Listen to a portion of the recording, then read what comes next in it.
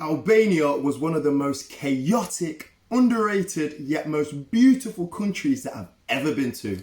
And I'm about to tell you how my trip went and why you should plan Albania as your next trip. If you want to hit up my socials and follow the journey, find out where I'm going to be traveling next, then my socials should be somewhere here. It's going to be TUCK333R.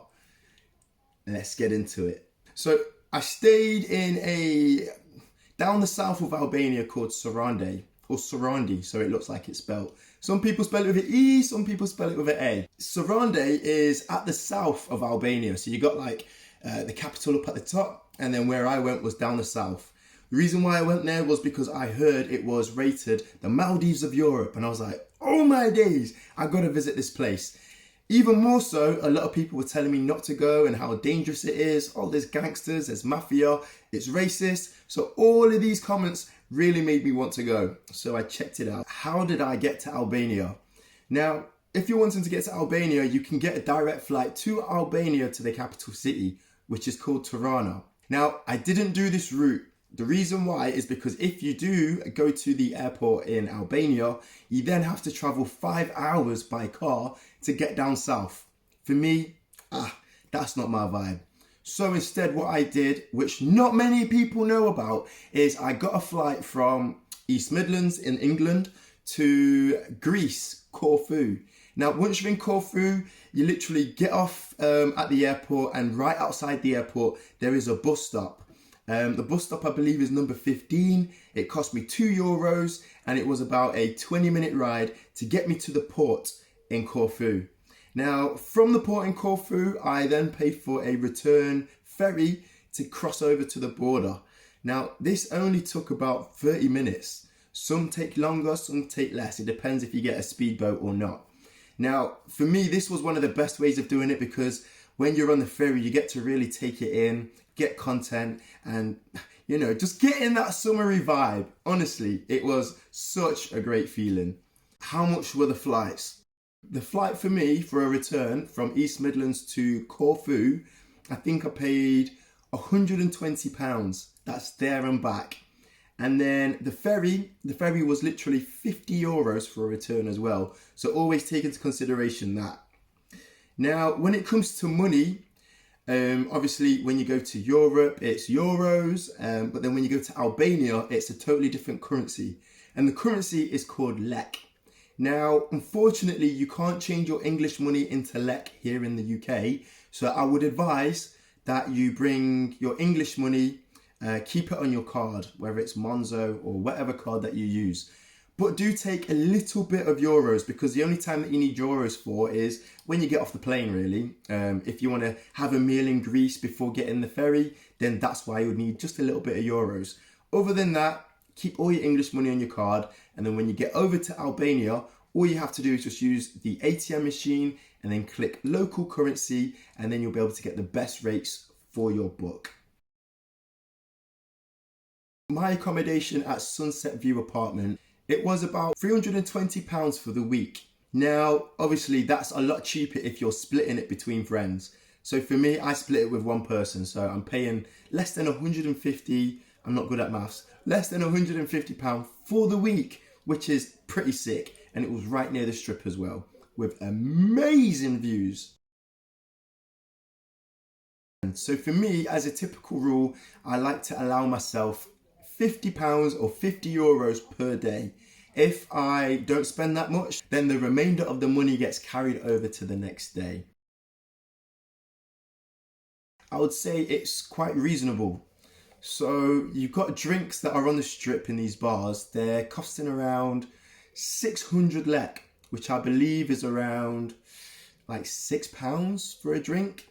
In some of the more higher up places, you were probably looking around, I think my most expensive drink that I paid for was 1,000 lek, and that's around £12.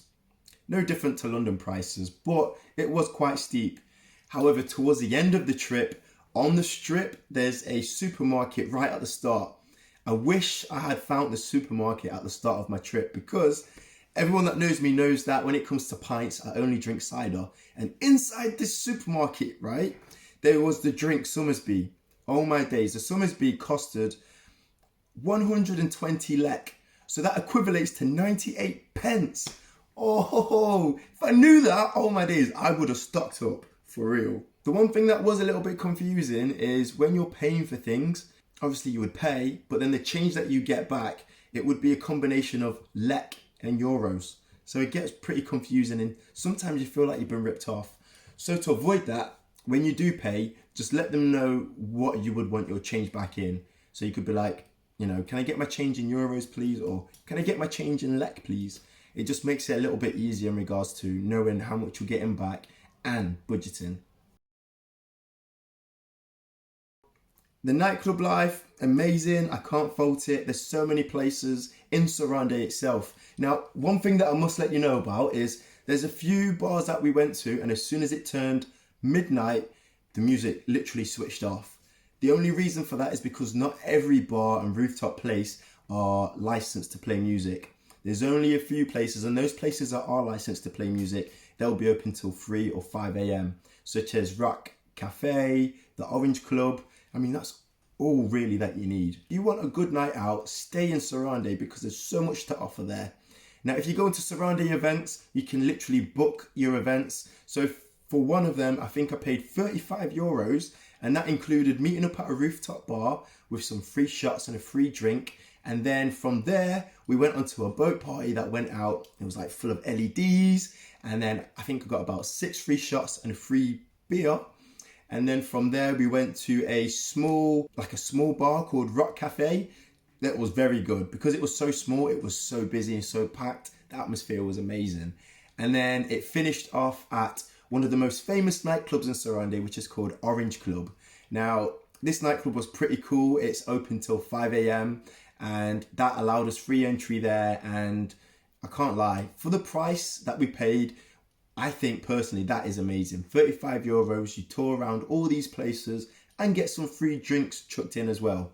So if you want to do it the legit way, do it through the website Sarandë Events. If you're going to go through a promoter, make sure that you trust your gut instincts because I got ripped off once, I can't lie, but we'll get into that next time. For me personally, it was so easy to make friends. The locals are so friendly. They taught me so much about their culture. The stereotypes are definitely not true. If you've got a good vibe, they'll give you a good vibe as well. I even learnt the traditional dance out there. It's actually amazing. Is there any language barriers? To be honest with you, I didn't feel there was any language barriers. Everyone that I met spoke English. Even the locals that I met spoke English. Some of them had limited English, but they could understand. And even so, you just have to understand that if you're going to a different country, just be prepared for people to not speak English. It's as simple as that. If you go to any shops or anything like that, of course they can understand it. But there was a few moments where I had to just translate a few things through ChatGPT or Google Translate, which is fine. But honestly, I had no issue with any language barriers whatsoever. To be honest, as a content creator, it wasn't too bad. It was really good. No one had an issue with me recording or getting content. If anything, a lot of people were encouraging. So yeah, I can't really say anything bad about that. In regards to, you know, good video and photo spots, there's so many places that you can go to, and I can recommend that in my Instagram. If you go through my Instagram where it says Albania, I would have tagged the places that I've gone to take those photos or videos. It's very picturesque there, very Instagrammable. Yeah, man, you gotta get yourself out there to see it.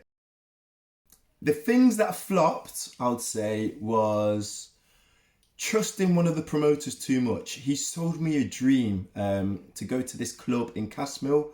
When we got there, it was not like how he described. It was absolutely rubbish. We got there, it was so empty. The cheapest drink on the menu was a Red Bull at 1,200 lek, which is something stupid like £12 for a can of Red Bull. Mate, I was vexed. I was absolutely screwing, bro.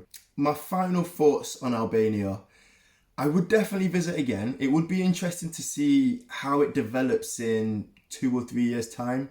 Because like I say, a lot of the buildings look derelict, but they're actually not. They're just in the process of being developed. Like I say, Albania and Sarandë, they're starting to make a lot of money now from tourism. So it's going to be a totally different world in 3 years' time. Probably a lot more expensive. So I got in at the right time. I probably was one of the first lots of British people to go and experience it. I'd say it's good for all ages. I saw a lot of family out there, saw a lot of old people there. There's something to do for everybody, whether it's relaxation, partying, or exploring, or even finding out history about the place. They've got it all. If you're wanting to get a tattoo, I can definitely recommend a tattooist. His name's Mario, I can't lie. He is one of the best. He did my tattoo behind my ear. So yeah, big up Mario. A lot of you asked, is it safe?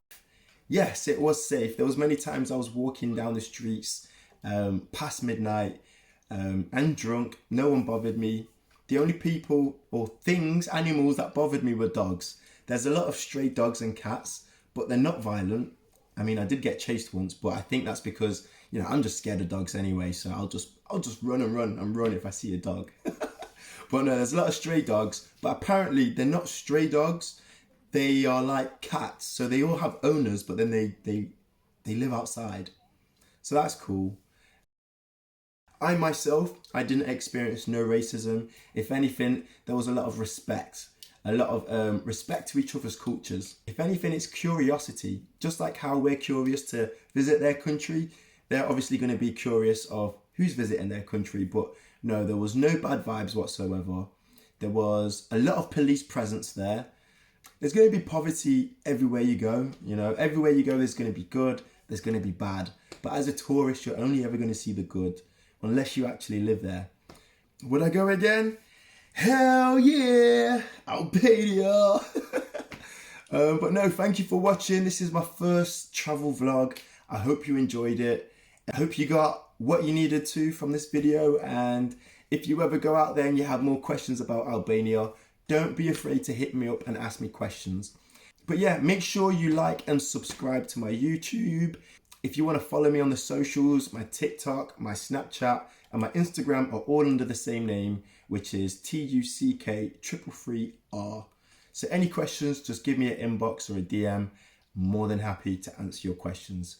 Other than that, peace out.